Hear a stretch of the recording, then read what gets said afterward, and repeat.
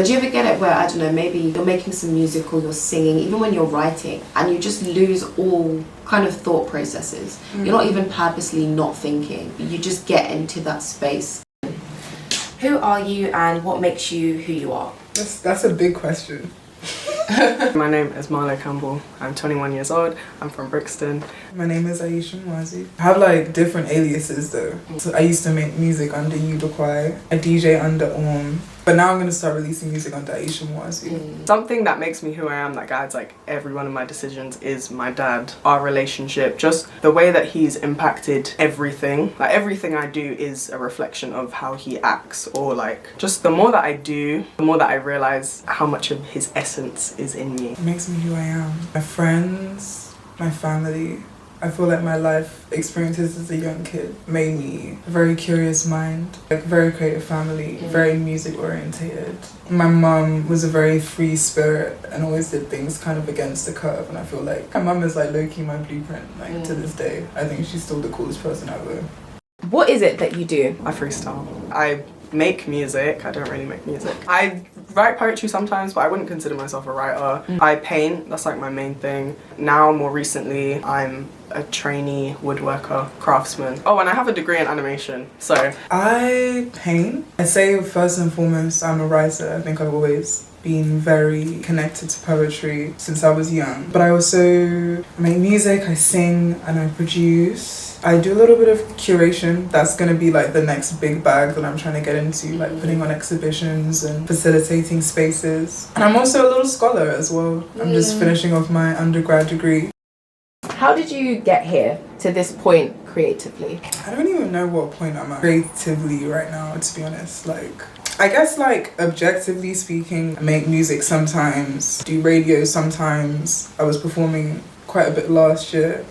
So I think those things came from just being obsessed with music constantly, like since I was a kid. I got my first iPod when I was 8 years old, and my uncle put Slum Village, Detroit Deli, B by Common, and then I think like the High School Musical 2 soundtrack. And those were like the 3 albums I listened to, because it was all I had. And then he added like some Lucy Pearl, I feel like some early Solange music. Yeah, that kind of became my like earliest informants of music. My uncle like has the maddest taste ever. I think he got it from my granddad, and granddad gave it to him, and then he passed it on to me. So I think that definitely informed me always like having a deep appreciation for sound and eclectic sounds. I think like because I listen to everything. I think recently I've just been jumping from soul to like riot girl to like indie. Do you create for anyone? And if so, who do you create for? I mean, with my job, I obviously make stuff for clients, but your personal my work. personal art, it's difficult because like it's meant to be for me, but there's always a degree of performance that I can't seem to get away from. Do you want to get away from that performance? I would like to be able to fully detach from it and then create art from that, and then see if I would like to perform for other people. But I don't know, it's just, it's always for other people. I really don't like that. I want to make art for myself, and I feel like I can't tap into that. I don't know what it is. I just hate the way it's set up. What drives you and what are your inspirations? What drives me? I mean, not much. You got me there. Not much. When I do feel a hint of the drive, I don't know. It normally just comes from like walking about and trying to take in new things and getting out of my space. That's when things will come into my mind that like, that's when my imagination widens, is when I'm like out of a comforting space and I try and like push against myself and try new things, but that's hard because it's scary. And comfort is very safe. Comfort is comfortable. It's also uninteresting sometimes.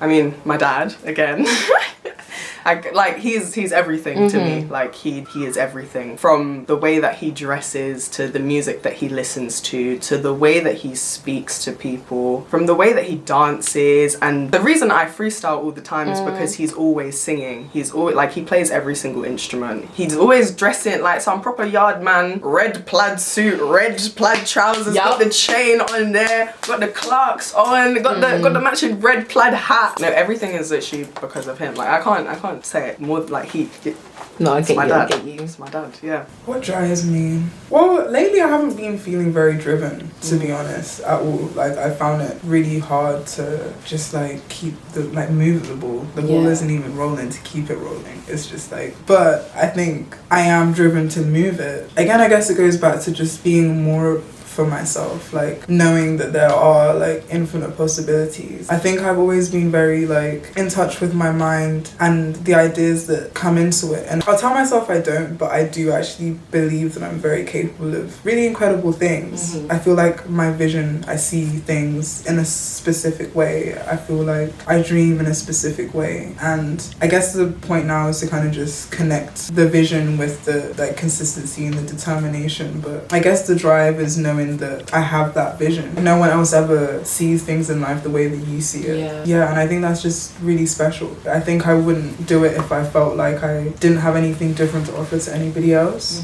And yeah, just knowing that like maybe one of these things I want to try could actually be something that could push me in exactly where I need to be.